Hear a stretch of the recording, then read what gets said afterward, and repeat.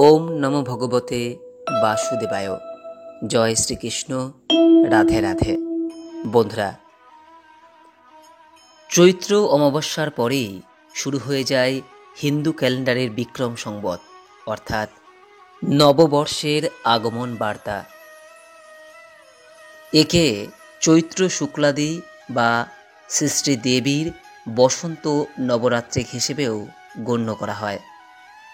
বন্ধুরা, আপনারা নিশ্চয়ই জানেন যে এই সময় শ্রী শ্রী বাসন্তী দুর্গাদেবীর মহা ধুমধাম সহকারে পূজাও করা হয়। মূলত ভগবান শ্রীরামচন্দ্রের অকাল বোধনের পূর্বে এই সময়কালেই মা দুর্গার যথার্থ পূজা প্রক্রিয়া সম্পন্ন করা হতো। তাই দুর্গাপূজার সমস্ত আয়োজন এই সময়কালেই করা হয়ে থাকে। বন্ধুরা, এই সময়কালকে শিব শক্তির মিলনের সময়কাল হিসেবে চিহ্নিত করা হয়। তাই চৈত্র মাস বসন্ত ঋতুর মধ্যে আগমন হয়। এই সময় খুব বেশি গরমও যেমন পড়ে না, আবার ঠান্ডাও কিন্তু পুরোপুরি যায় না। দিনের বেলায় একটু গরম, রাতের বেলায় ঠান্ডা। এই যে আবহাওয়া পরিবর্তনের সময়, এই সময়কালে আমাদের শাস্ত্রে চৈত্র মাসে বেশ কিছু কিছু খাবার যেমন অবশ্যই গ্রহণ করার কথা বলা হয়, ঠিক পাশাপাশি কিছু কিছু খাবার বর্জনের কথা বলা হয়। বন্ধুরা, যদি শরীরকে সুস্থ এবং নিরোগ রাখতে চান, তাহলে এই চৈত্র মাসে এই সকল খাবারগুলির মধ্যে থেকে একটি খাবার অন্তত অবশ্যই গ্রহণ করার চেষ্টা করুন। এই বিষয়ে আমাদের আয়ুর্বেদ শাস্ত্রে পরিষ্কার করেই উল্লেখ করা হয়েছে যে এই বসন্তকালের ঋতু পরিবর্তনের সময় চৈত্র মাসে এই সকল খাবার অবশ্যই প্রত্যেকেরই গ্রহণ করা উচিত। এই বিষয়ে আমাদের পূর্বপুরুষরাও অর্থাৎ দাদু ঠাম্মারাও বারবারই একই কথা বলে থাকেন। বন্ধুরা, এই চৈত্র মাসে আমরা আমাদের খাদ্য তালিকাতে কোন কোন খাবার অবশ্যই রাখব এবং কোন কোন খাবার বর্জন করব, তা আজ এই ভিডিওতে আপনাদের সামনে বিস্তারিত আলোচনা করব। আশা করি দর্শক বন্ধুরা এই ভিডিওটি আপনাকে সমৃদ্ধ করবে। তাই ভিডিওটি শেষ পর্যন্ত মনোযোগ সহকারে দেখুন। দেখার পর এই সংক্রান্ত কোনোরূপ কোনো প্রশ্ন বা মতামত থাকলে নিচের কমেন্ট বক্সে অবশ্যই জানাবেন। ভিডিওটি দেখে যদি আপনি সমৃদ্ধ হন, অনুগ্রহ করে ভিডিওটি লাইক করবেন, পারলে আপনজনদের মধ্যে শেয়ার করে বিষয়টি তাদেরকেও জানিয়ে দেওয়ার সুযোগ করে দিন। নমস্কার দর্শক বন্ধুরা, অমৃত কথা এই চ্যানেলে জানাই আপনাদের সুস্বাগতম। ভারতীয় দর্শন, শাস্ত্র এবং বিভিন্ন দেবদেবীর পূজা অর্চনা পদ্ধতি এই চ্যানেলের মূল আলোচনার বিষয়বস্তু। আজকের আমাদের আলোচনার বিষয় চৈত্র মাসে যে খাবার অবশ্যই খেতে হয়। বন্ধুরা, চৈত্র মাস বসন্ত ঋতুর অন্তর্ভুক্ত হওয়ায় এই সময় প্রকৃতি যেমন সুন্দরভাবে সেজে ওঠে, ঠিক পাশাপাশি এই সময়কালেই কিন্তু আমাদের সব থেকে বেশি সচেতন হওয়া প্রয়োজন। কারণ এই সময় ঋতু পরিবর্তন বা আবহাওয়া পরিবর্তনের সময়, আর এই সময়কালেই প্রকৃতিতে বিভিন্ন ভয়ানক রোগ, অসুখ এবং ব্যাকটেরিয়া ভাইরাসের আবির্ভাব ঘটে। এই সময় বাতাসের যেহেতু প্রবাহমানতা অধিক হয়ে থাকে, সেই কারণে এই রোগগুলি মূলত বায়ুবাহিত হয়। চৈত্র মাসে বিভিন্ন ধরনের রোগের মধ্যে সবথেকে বেশি দেখা যায় চর্মরোগ। এর পাশাপাশি গুটি বসন্ত, জড় বসন্ত, হাম, ফোড়া, ঘা, ফুসকুড়ি, ব্রণ এগুলির পরিমাণ যথেষ্ট বৃদ্ধিপ্রাপ্ত হয়। আর বন্ধুরা, এই রোগগুলি যথেষ্ট ছোঁয়াচে। এর সঙ্গে এই মাসে আমাদের পরিপাক ক্রিয়াজনিত সমস্যা ফলে আমাদের হজম শক্তি হ্রাস পায় এবং পেটের রোগ সৃষ্টি হয়ে থাকে। এর সঙ্গে জ্বর, সর্দি, কাশি এই সমস্ত কিছু লেগেই থাকে। কারণ এই সময়কালে আমাদের ইমিউনিটি শক্তি ক্রমশ হ্রাস পেতে থাকে, যে কারণে চৈত্র মাসে এই সমস্ত খাবার অবশ্যই গ্রহণের কথা বলা হয়ে থাকে। আয়ুর্বেদ শাস্ত্র অনুসারে আমাদের শরীরের সঠিক ব্যালেন্স রাখতে, সুস্থ রাখতে এবং ইমিউনিটি শক্তি বাড়াতে সাহায্য করে এই সমস্ত খাবার। আর এই সমস্ত খাবারের মধ্যে প্রথমেই যে খাবারটি পড়ে সেটি হলো বন্ধুরা সজনে ফুল এবং সজনে ডাঁটা।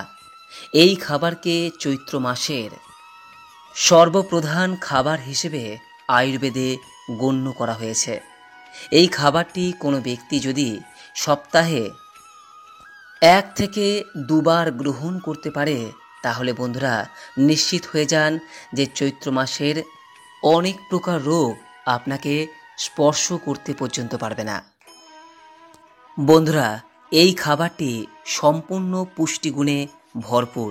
এতে আছে ভিটামিন এ, বি1, বি2, বি3 এবং ভিটামিন সি। এর পাশাপাশি এতে আছে ক্যালসিয়াম, আয়রন, ফসফরাস, ম্যাগনেসিয়াম এবং শরীরে প্রোটিনেরও যোগান দেয় এই খাবারটি।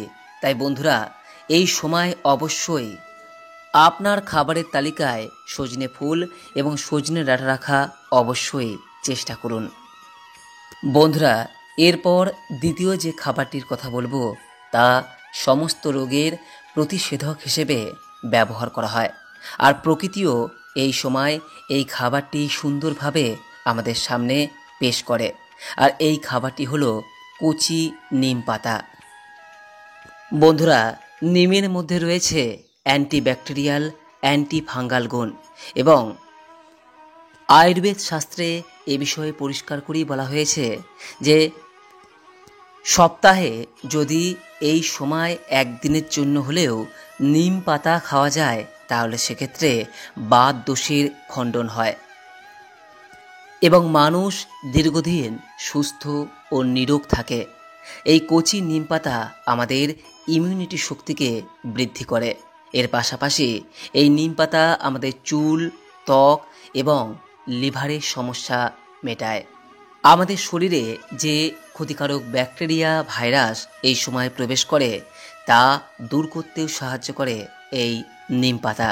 সেই কারণে বন্ধুরা এই সময় বয়োজ্যেষ্ঠ ব্যক্তিরা নিম বেগুন খাওয়ার কথা বারবারই বলে থাকেন।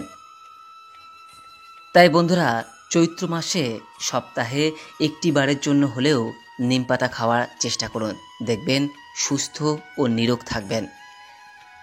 তৃতীয় যে খাবারটির কথা বলবো তা হলো বন্ধুরা উচ্ছে বা করলা। যাদের ব্লাড সুগার বা ডায়াবেটিস রয়েছে তাদের নিয়মিত করলার রস খেতে বলা হয়। বন্ধুরা এই করলা বা উচ্ছে আমাদের সকলের ক্ষেত্রে রোগ প্রতিরোধ করার অন্যতম শ্রেষ্ঠ খাবার হিসেবে গণ্য করা হয়। এই কারণেই এই প্রবাদটি বারবারই উঠে আসে যে প্রথম পাতে তেতো এবং শেষ পাতে অম্বল খাবার খেতে হয়। বন্ধুরা সপ্তাহে যদি আপনি 1টি বা 2টি দিন এই করলা বা উচ্ছে খেতে পারেন তাহলে সর্দি, কাশি, জ্বর বা পেটের যে কোনো সমস্যা থেকে আপনি নিঃসন্দেহে মুক্ত থাকতে পারবেন। বন্ধুরা এই 3টি খাবারের পাশাপাশি এই সময়কালে সপ্তাহে 1টি দিনের জন্য হলেও এই শাক খাওয়ার চেষ্টা করুন। আর এই শাকটি হলো পাট শাক অথবা মেথি শাক। এই সময়কালে এই 2টি শাক প্রচুর পরিমাণে পাওয়া যায়। আর এর উপকারিতা শুনলে আপনি অবাক হবেন। এই 2টি শাকের মধ্যে কোনো একটি শাক যদি আপনি গ্রহণ করতে পারেন তাহলে আপনার শরীরে প্রয়োজনীয় ভিটামিনগুলি যেমন যোগান দেয় ঠিক পাশাপাশি সমস্ত যে মিনারেলস সেগুলির যোগান দিয়ে থাকে এই শাক। ফলে আমাদের ইমিউনিটি শক্তি বৃদ্ধি পায়। তাই বন্ধুরা এই সময়কালে এই শাক দুটির মধ্যে একটি শাক খাওয়ার অবশ্যই চেষ্টা করুন। বন্ধুরা এই সময়কালে অতিরিক্ত তেল ও মশলাযুক্ত খাবার, অ্যালকোহল বা নেশাজাতীয় বস্তু, মূলো এই সমস্ত খাবারগুলি এড়িয়ে চলুন। আশা করি দর্শক বন্ধুরা এই ভিডিওটি আপনাকে সমৃদ্ধ করতে পেরেছে। ভালো লাগলে লাইক করবেন, পারলে শেয়ার করবেন। সকলেই ভালো থাকুন, সুস্থ থাকুন এই কামনা করে আজকের মতো ভিডিওটি এখানেই শেষ করলাম। নমস্কার, ধন্যবাদ। ঈশ্বর আপনার মঙ্গল করুক।